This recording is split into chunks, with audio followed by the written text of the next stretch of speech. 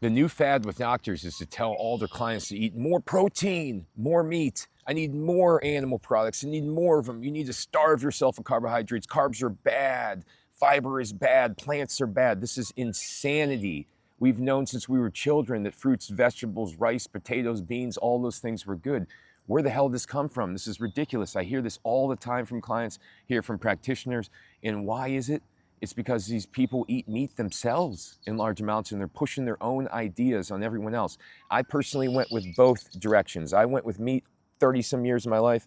Then I went with plant-based, okay? Then I went with somewhere in between, okay? The reality is plant-based diet is a great diet to heal from, okay? You want to heal from something, get on the plant-based diet. It may take 6 months, it may take 2 years. Who knows, right? You might be able to have little animal products in there and be fine, but the reality is you can't heal from a chronic illness without causing yourself more problems in the future when you're doing it through animal products. Yeah, I had carnivore diet, I feel so much better. Okay, well, what are you doing for your heart? All that cholesterol that's building up. What are you doing for your liver, that fatty liver? What are you doing for your gallbladder and all those gallstones? What are you doing for your blood in your transport of oxygen with all that acidity that's building up? What are you doing for your cells? As the cells are getting more and more rigid and unable to transport glucose in them and nutrients, that's the reality of the carnivore diet in the long run. Yeah, it could provide short-term relief, but it's long-term issues. And this is just craziness. I'm so sick of hearing practitioners talk about this. And when clients call me, they believe that, hey, I should be staying away from lectins. I should stay away from histamine. I should stay away from oxalates, salicylates. There's all these different terms for plants and how they could affect you negatively. And it's just craziness. Plants have 100,000 phytonutrients that they found in them, 100,000 different phytonutrients. All of these things calm down the immune system and they make the body in a lower grade inflammation state, and it calms down the mast cells. It feeds the good bacteria. They help the liver detox. I mean, phytonutrients are far more diverse and applicable than amino acids and animal fats. Are amino acids and animal fats important? Of course they are. Of course they are. But once you become an adult, protein's not as important as it was when you're a child. When you don't need those animal fats and the proteins in the same manner as when you're 7 years old and your brain's developing, your body's developing. As you get older, your protein, you need less and less of the protein. You need more fiber and more carbohydrates.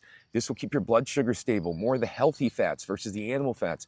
You don't want to build up this cholesterol over time or you end up having issues, diabetes, cholesterol being elevated, your heart disease, heart wall blocking, etc. These are the things that happen over time. Obesity, weight gain, skin issues, constipation, cortisol elevation, all these things tie to eating too many animal products because when you eat them, they immediately send out an inflammatory response. You could look it up. Do animal products cause inflammation? Yes, every time. Do plants cause inflammation? No, they've been shown to do the opposite. So why are you telling people, doctors, why are you telling people to keep eating meat? It's craziness. Do your own research. Do some research. Don't base your recommendations on what you think is a good idea. Do the research in the sciences, in the studies. Look up the hundreds of studies that show plants feed good bacteria. Plants calm down the immune system. Plants bind to toxins. Meat does not. Eggs do not. Now, you got to have a happy medium. I'm not completely all about plants. I want to give you that, okay? I still have a little bit of cheese, a little bit of dairy here and there, a little bit of eggs here and there.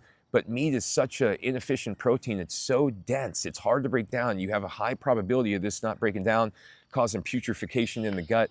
And what happens is then you have this disturbance to the gut microbiome. And this is what people don't understand. If you're not breaking down the meat, it's going to disturb your gut microbiome more than carbohydrates will, okay? If you don't eat fast sugars, you eat things like sweet potatoes, fruits, things like that, things that have fiber in them, you don't have to be concerned about carbohydrates. Over time, your good bacteria will grow and be able to go ahead and support the breakdown of these fibers and these sugars and etc. And this is just a much better road for your body in the long term. So I just want to do this video because you know what, it drives me absolutely crazy when I hear these practitioners providing all the wrong advice about telling people to go carnivore and high meat diet.